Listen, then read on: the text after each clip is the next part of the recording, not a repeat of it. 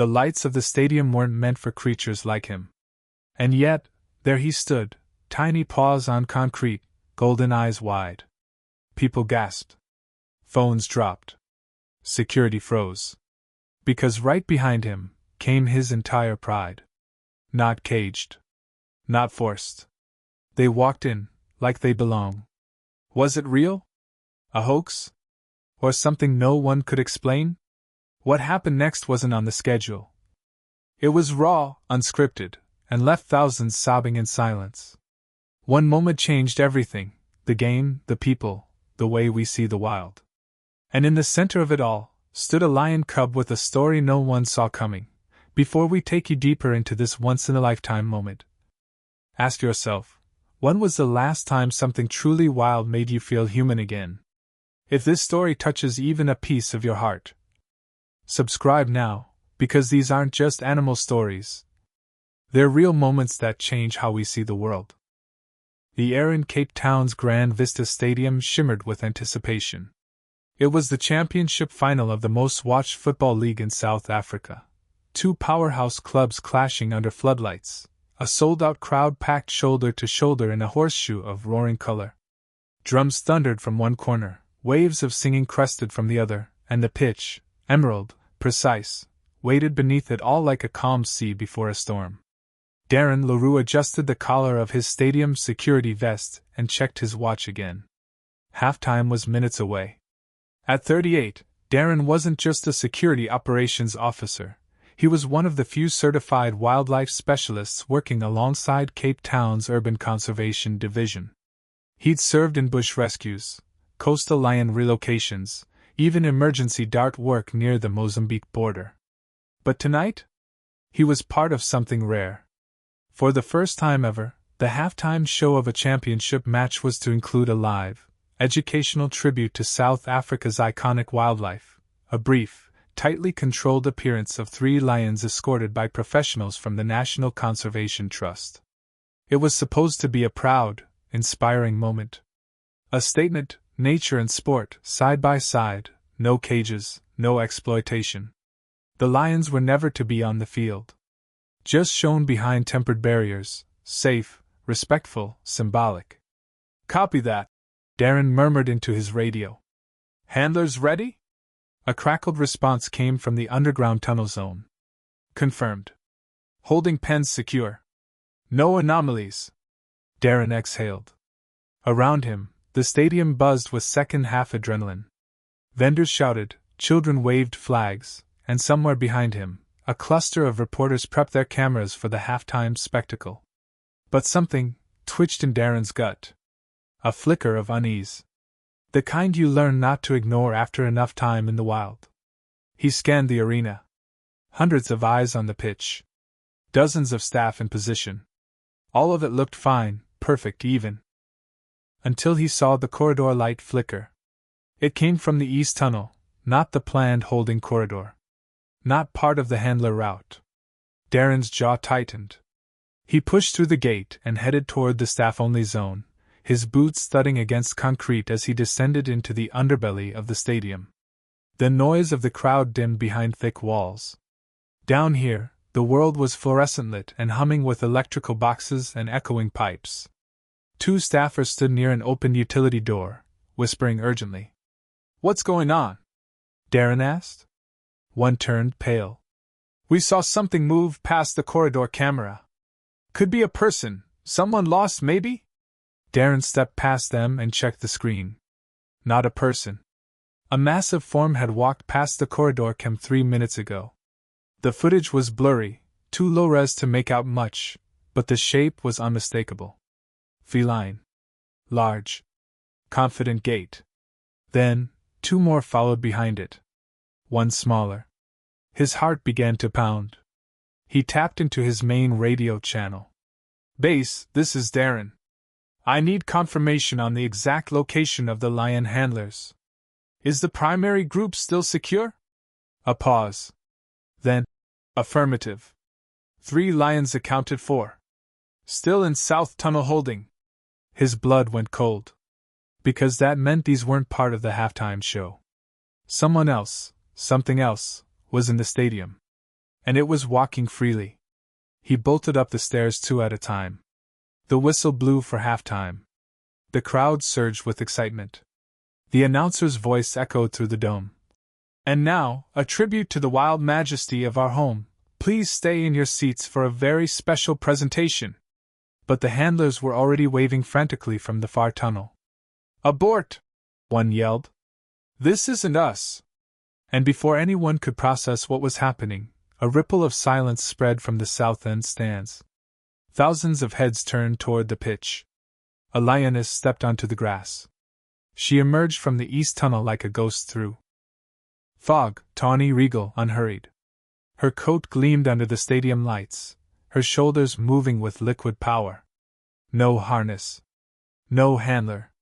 No leash. Behind her came a second lion, male, dark-maned and alert, his steps heavier. And then, between them, trotting with the awkward determination of youth, a lion cub. He couldn't have been more than 5 months old. And he looked thrilled. The crowd gasped. Not in fear, but in stunned disbelief. Phones came up like a wave of glitter. Children stopped mid-sip. A woman dropped her popcorn in slow motion. Darren burst onto the field level, hand gripping his calm radio like a lifeline. He looked at the lions, then at the crowd. No one moved. No one ran. It was as if the stadium had been wrapped in glass, every sound muted but the soft thud of paws on turf. The cub glanced around with big, blinking eyes, his small chest puffed in excitement. He trotted ahead of his parents and bounded in a circle at the center field logo. His tail flicked like a question mark. The players? Frozen. The referee stood mouth slightly open, arms half raised as if unsure whether to run or applaud. The lions were calm. Not cornered. Not panicked. Their formation was protective, yet peaceful. The lioness sat near the edge of the pitch. The male stood beside her, ears twitching. And the cub? The cub began to chase the spinning corner flag at the edge of the field. A few people laughed, genuine, nervous laughter. Not cruel. Not mocking. Just amazed. This wasn't a charge. This wasn't a threat. It was something else entirely. Darren stepped onto the turf, slow and deliberate. His heart pounded in his throat. He didn't call for lockdown. Didn't scream for the crowd to flee. He could feel it, some fragile thread holding the moment together. Break it with fear, and everything would unravel. The lioness saw him. Her eyes, deep amber, wide, intelligent, met his. Not warning. Not welcome. Just recognition. He lifted a hand. Not in command. In respect. Behind him, Security guard whispered into his comm. Orders? Do we evacuate? Darren replied without turning. No one moves. No sirens. No weapons. A pause. What do we do then? Darren swallowed. We watch. In the west bleachers, a child stood on her seat, eyes wide. Her father tried to pull her down, but she whispered, They're not scary, Baba. Look at the baby. The cub had now found a loose piece of cloth, maybe from a player's discarded warm-up jersey, and was tugging it back and forth like a kitten with string. Thousands watched. Live television continued to roll.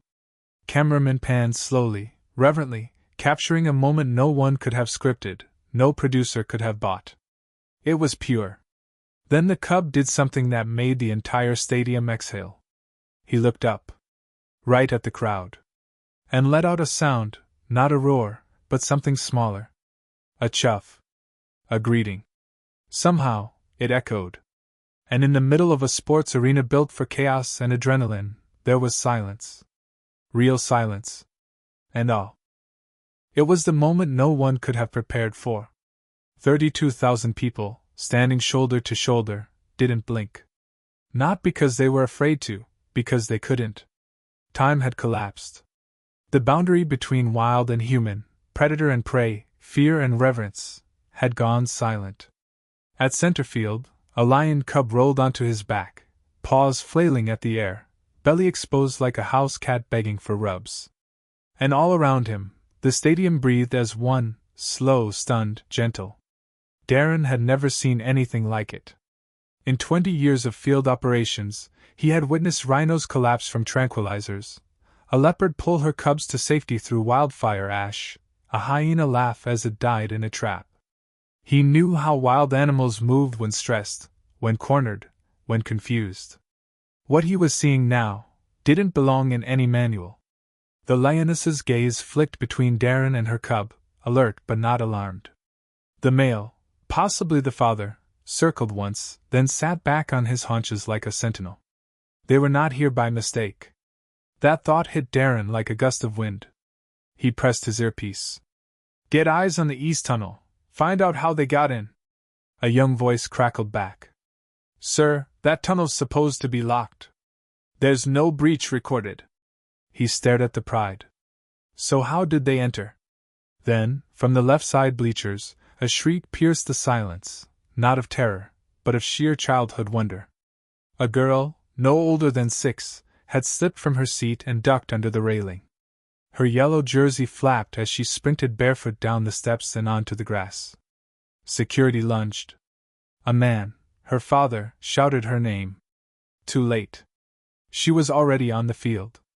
Gasps rippled through the arena like a shattering mirror. Someone screamed. A woman dropped to her knees, covering her mouth.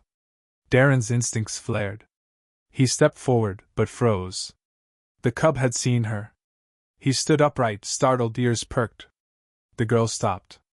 20 yards apart now. The field stretched between them like a tightrope between worlds. She didn't cry. Didn't flinch. She simply lowered herself to the grass, knees first, hands open. And smiled. It was the kind of smile only a child could give, a smile untouched by fear, unscarred by stories of what's dangerous and what isn't. The cub took one step. Then another. A tail flick. A pause.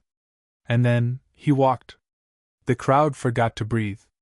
Every camera was rolling, but no one dared speak. The two small beings, one in fur, one in cotton, met at the center logo, under the full blaze of the floodlights. The cub tilted his head, blinked twice, and sniffed her hand. She giggled. And with a softness the human soul isn't supposed to associate with lions, he nudged his forehead into her palm. The crowd erupted into tears. No roars, no applause, just choked sobs, hands over hearts, cheeks streaked with mascara and disbelief. Something ancient had just happened. Something no stadium had ever held. Darren finally exhaled. His voice shook as he whispered into his mic. "Nobody moves!" One of the backup security leads was crying. "Sir, what if the mother, what if she gets nervous?" "She won't," Darren said. "Not yet." The lioness had risen, yes, but only to stretch. She watched her cub like a mother watching her son meet his first friend at school. Her muscles taut, but not poised to pounce. Then, remarkably, the cub lay down beside the girl. And she did something that should have terrified any adult in their right mind. She scratched behind his ear. He purred. Not like a domestic cat, deeper, rawer, but unmistakably a vibration of pleasure. The sound rolled across the field like a drumbeat from another time. Someone whispered in disbelief. "That cub just purred." Backstage chaos was brewing. Inside the control room, monitors flickered with alternate camera angles. Staff were yelling. Phones were ringing off the hook. Broadcasters debated whether to cut the live feed. But the executive producer, an older woman in a burgundy headset, shook her head. "No. Keep it on. Let the world see." And the world was watching. Somewhere in Tokyo, a bar full of football fans stopped mid-toast. In Berlin, a news anchor broke script and stared open-mouthed at the live feed. In Chicago, a sports blogger fell completely silent, watching from his phone in the back of a cab. #Lions at halftime began trending globally in under 6 minutes. But inside the stadium, none of that mattered. There was only this moment. Then came the shift. The lioness stood. Her body moved with intention. Not fear, but readiness. She called to her cub with a low, throaty sound, one Darren recognized instantly. That's the sound a mother makes when it's time to leave. The cub looked up at her, then at the girl. His ears flicked. Then, slowly, he stood, turned, and trotted back to his family. The girl didn't chase. She stayed kneeling, her little hands folded in her lap, watching him go with a look not of sadness, but understanding. Somehow, she knew. The lions didn't bolt. Didn't scatter. They simply turned and walked back toward the tunnel they'd emerged from, gliding across the pitch like royalty returning to their palace. It was Darren who moved next. He didn't approach the girl right away. He moved toward the lions, slow, careful, his eyes never leaving the lionesses. "Let me guide them," he murmured into his calm. "Don't force it. Let me try."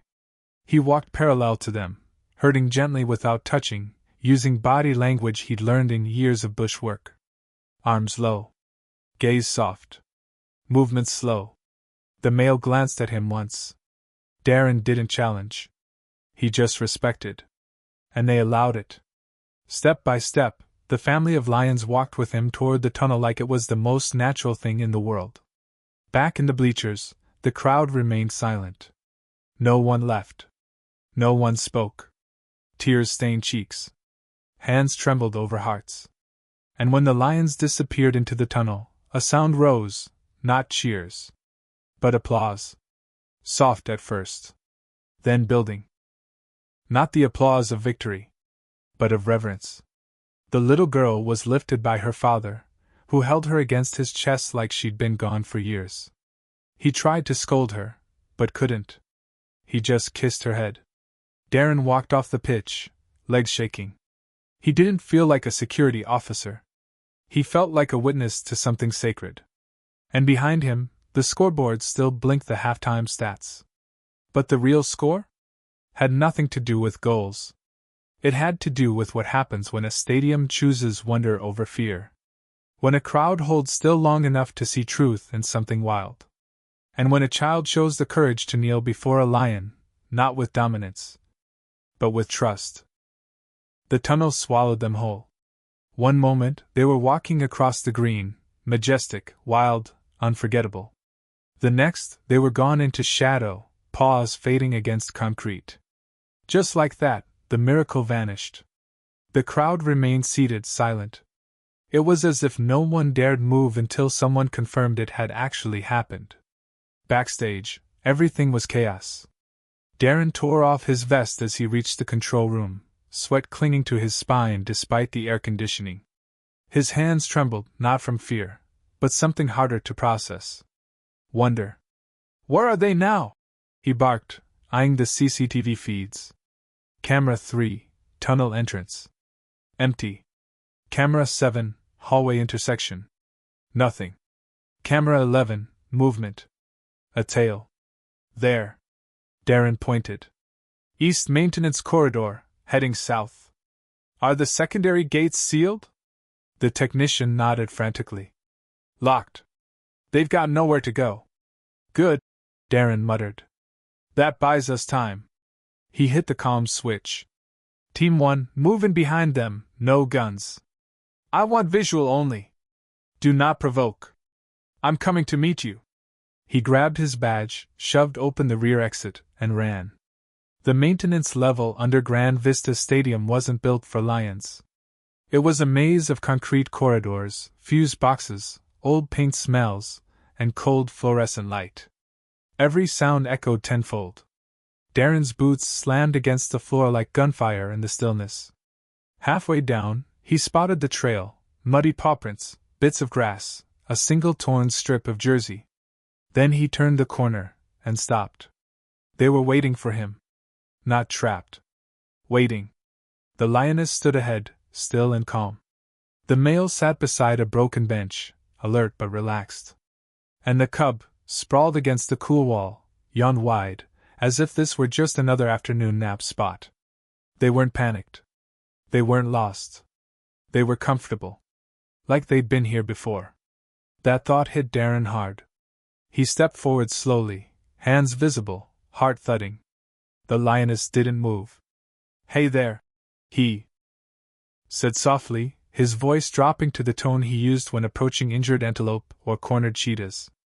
"You know me, don't you?" Her eyes flicked toward him. And something clicked. A scar. Darren stepped closer. "Oh my God!" There it was, just above her right brow, slicing diagonally between eye and ear. He remembered it instantly. The gash she'd had when she arrived 3 years ago at the Ngoma Reserve, emaciated, limping, rescued from a private zoo seizure.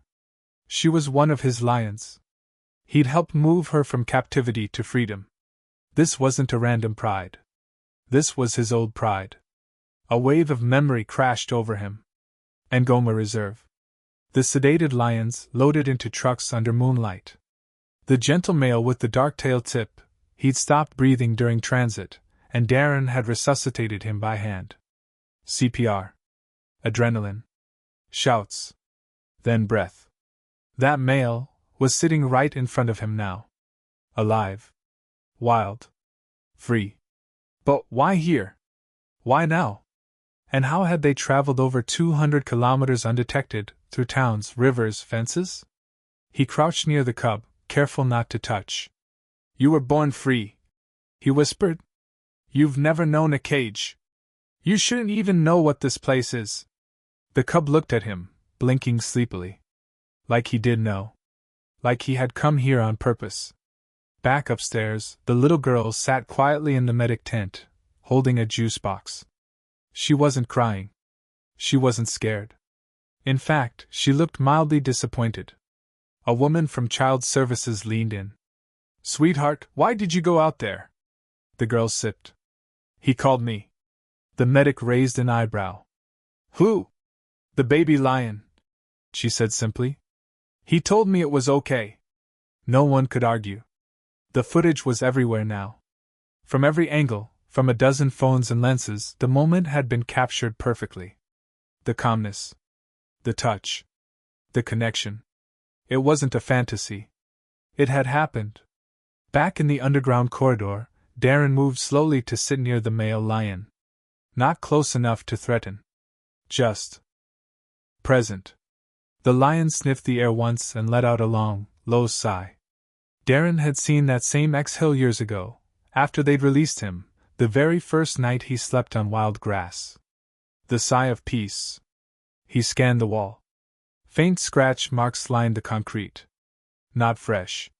And there, along a rusted metal gate, deep claw scores. "Hold on," he murmured. These lions hadn't broken into the stadium. They'd been here before. He radioed the control booth. "I need archived footage. Maintenance tunnel, east side. Look for anything unusual, not from today. Last 2 weeks. Start with the night shifts." There was a long silence. Then a reply. "Oh my God, sir, you need to see this." The video was shaky. Low res. Timestamped 11:47 p.m. 2 nights ago. The east maintenance gate rattled. Then, slowly, opened. No humans visible. No handlers. Just a lioness. She stepped in, sniffed the air, then vanished off frame. Seconds later, a male lion. And behind them, nothing. No cub. This had been a scouting trip. They'd come here in advance. They had explored. They had memorized the exits. They had planned. Darren leaned back against the corridor wall, eyes wide. "This wasn't instinct," he said out loud.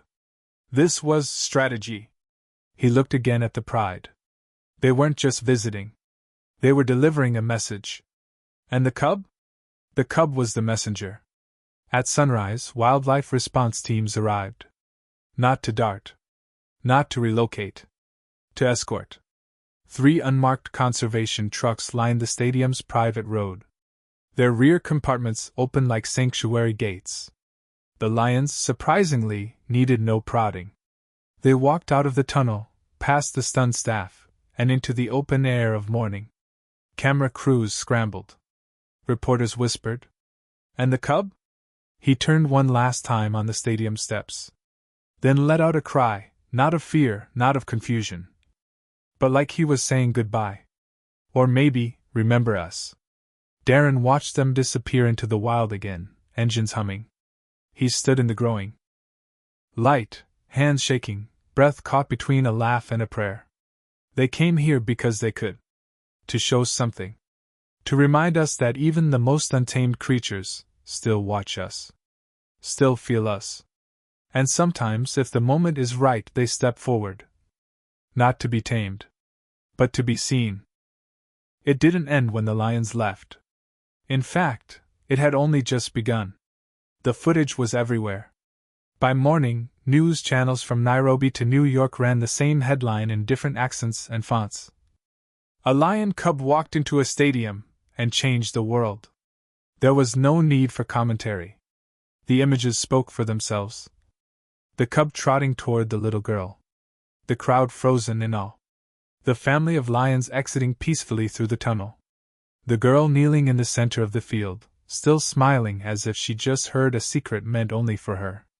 Every angle. Every second.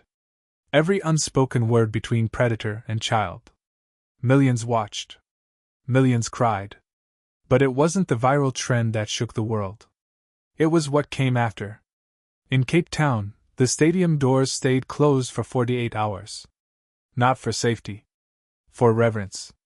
A spontaneous memorial began outside Gate B, where the lioness had first stepped onto the pitch. People left flowers. Drawings. Stuffed animals. Someone placed a football with claw marks carved into the leather. Children came with signs that read, "Thank you, Cub." A mural was painted overnight across the tunnel wall, 8 meters wide. It showed the lion cub and the girl face to face, sun pouring between them, their reflections rippling in the grass. The city declared that gate permanently unnumbered. From now on, it would be known simply as the Lion Gate. Darren couldn't sleep for 3 days. He kept replaying the moment the cub blinked up at the floodlights, unafraid, as if he'd stepped into that arena on purpose. As if it wasn't human ground at all, but shared ground. Claimed by something older than stadiums or steel. He stood in the tunnel days later, staring at the scratch marks in the concrete wall. And for the first time, he asked a question that felt dangerous. Not, how did they get in? But, why did they come to us? The conservation community responded immediately. The National Wildlife Trust set up a donation page titled, The Cub Initiative. In the first 72 hours, it received over 12 million rand. Funds were used to launch rapid anti-poaching patrols in areas surrounding Ngoma Reserve and to improve wildlife corridors across southern Africa, ensuring safer movement for lion prides in the wild. But what shocked even the hardened cynics wasn't the funding. It was the letters. Thousands of them. From schoolchildren. From elderly couples. From prison inmates and police cadets and retired vets. Letters that all said one thing, in their own way. I want to live in a world where the cub is safe. The little girl, whose name was never released publicly, became a kind of symbol. Not of bravery. Not of rebellion. But of trust. A trust the world had forgotten. A trust most people didn't even realize we'd lost. She didn't do anything outrageous. She just knelt. She offered open hands. And the wild didn't bite. In Johannesburg, a world-famous wildlife filmmaker announced a new documentary titled Field of Lions. It would not focus on predators. It would focus on people. On how we look at wild things, and how wild things sometimes look back. In Paris, a modern dance company choreographed an entire performance around the stadium scene, slow, deliberate, powerful. At the final movement, the dancers fell still, and a young boy in a lion costume walked through them, alone, as thousands wept. In Brazil, at a football game held 2 weeks later, the stadium played the clip before kickoff. The crowd didn't cheer. They stood. They clapped. And then the game began. Darren gave one interview. Just one. The journalist asked him what he thought the lion family had come for. Darren looked away for a long moment. I think, he said, they came to show us who we still are underneath all this. We forget. We forget that we're not above the wild. We're within it. That stadium wasn't built for lions. But they walked in anyway. Because maybe that was the only way we'd listen. The journalist leaned forward. And what do you think they were saying? Darren smiled softly. Nothing, he said. They didn't say a word. He tapped his chest. But we heard it here. Months later, the cub was spotted again, this time on a camera trap in the valley forest just beyond Ngoma. Bigger now. Stronger. The tip of his ear had a nick in it, and he stood proudly beside the male lion, his father, likely, on a ridge overlooking the plains. They stood for 7 seconds, then disappeared into the golden tall grass. No one tagged him. No one tracked him. That wasn't the point. Some stories don't belong in cages. But the story didn't disappear. It became a parable. An urban legend, told in classrooms, on playgrounds, in quiet corners of hospitals and courtrooms. A child would whisper, "Did you know a lion walked into a football game once?" And someone older would nod. Not just a lion. They'd say, a family. There's a reason people still look at that mural on the stadium wall and fall silent. There's a reason no one sits in row D, section 14 anymore. Not because it's haunted, but because it's sacred. Because every once in a while, the wild steps out of the dark not to destroy us, but to remind us we can choose to be kind, to be still, to be better. And when they do, the bravest thing we can do is nothing at all. Just watch. Just listen. And remember, what happened in that stadium wasn't just unforgettable, it was a reminder that even the wildest hearts can move ours, without a single word. If this story made you feel anything, hope, awe, or even a tear, don't just scroll away. Comment below. What would you have done if you saw that lion cub walk in? Your words matter, just like theirs did. Let's fill this space with kindness, courage, and stories worth remembering. Because the world needs more voices that feel. And maybe, just maybe, yours is one of them.